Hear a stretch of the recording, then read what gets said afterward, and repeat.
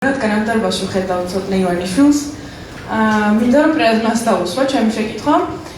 იმედია ყველაფერთან ხვდებით იმაზე, რომ დღეს ქვეყანაში გვაქვს ძალიან მაღალი პოლარიზაციის დონე. ასე და ეს პოლარიზაციის დონე უფრო მეტად გამოხატული არის ახალგაზრდებში. ყავს ძალიან ბევრი აქციებზე ნაცემი და დაზარალებული ახალგაზრდები. ძალიან გულიმტკივა ყველაფერზე რომ მიწევს ლაპარაკი, მაგრამ ამის ფონზე ვერ ვხედავთ ვერცერთ დასჯილ დამნაშავეს ძალოვანი სისტემიდან.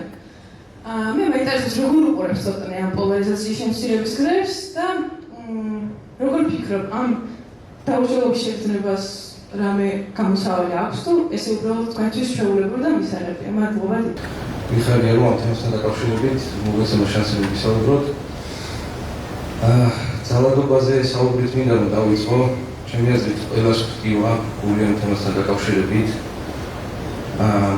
მე პირადად ძალიან განვიცდი ამ ფაქტებს, რა თქმა უნდა, ვთქვამთ ძალადობას და ჩემი აზრით ეს ყველაფერი ესე არ უნდა მომხდარიყო. რაც შეეხება შეკითხვის პოლარიზაციასთან დაკავშირებით, მოდი ოდნავ შევშალოთ რა. ახლა დავფიქრდი, როდესაც ჩვენ საუბრობდი და მგონია რომ პოლარიზაციის ზოგადად საუკეთესო გამოსავალი და უალტერნატივო გამოსავალი არის დისკუსია, დებატი, ერთმანეთის განსხვავებული აზრის მოსმენა. მაგრამ ძალიან მნიშვნელოვანი არის რომ იმ ადამიანს, რომელსაც ვესაუბრებით, მეორე მხარეს ასე ვთქვათ, მოერთიანებდეს ერთი საერთო პოსტულატი, ერთი საერთო ღირებულება, რომელსაც ჩემი აზრით სამშობლოს რეალური სიყვარული ჰქვია.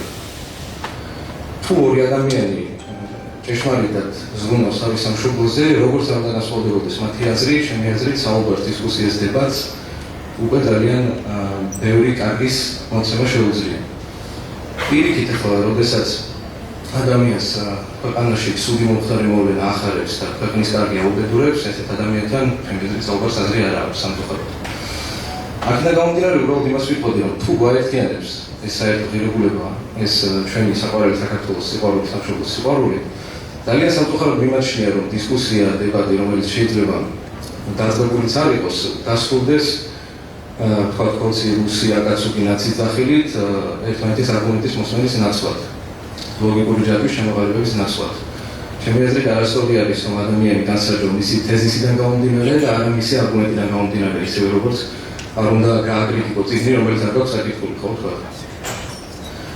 შესაბამისად, მე ამ თემას საკმაოდ ოპტიმისტურად ვუყურებ პირადად, იქიდან გამომდინარე, რომ თუნდაც ეს შეხვედრაც თავისთავად ემსახურება იმას, რომ მეტი საუბარი არსებობდეს ახალგაზრდების შორის. დარწმუნებული ვარ, რომ სამშობლოს სიყვარული ძალიან ბევრს აერთიანებს ჩვენს ქვეყანაში და შესაბამისად მოახერხებთ იმას, რომ მეტი საუბარი დაინერგოს ეს პოლარიზაცია, რომელიც არის ხელოვნურად შექმნილი, ჩანაცვლდეს დებატით, რომელიც მიმაჩნია უალტერნატივოდ და ძალიან მიხარია დღესაც აქ ყოფნა, ძალიან მიხარია, რომ ჩვენს კი მოგვეცა ეს იდეების გაცვლის შანსი და ძალიან დიდი იმედი მაქვს, რომ მეტი და მეტი მსგავსი ტიპის შეხვედრა ჩატარდება, მსგავსი ტიპის საუბარი ჩატარდება, ეს იქნება ქართული ოცნების მხრიდან თუ ნებისმიერი სხვა ახალგაზრდის მხრიდან, ძალიან დიდი იმედი მაქვს, რომ დიალოგი გახშირდება ჩვენ ქვეყანაში და შესაბამისად ოპტიმისტურად ვუყურებ ამ ყველაფერს, იმიტომ რომ მგონია, რომ დებატი, დისკუსია ნამდვილად კარგი გამოსავალია პოლარიზაციის, რომელიც არის ხელოვნურად შექმნილი. მადლობა დიდი.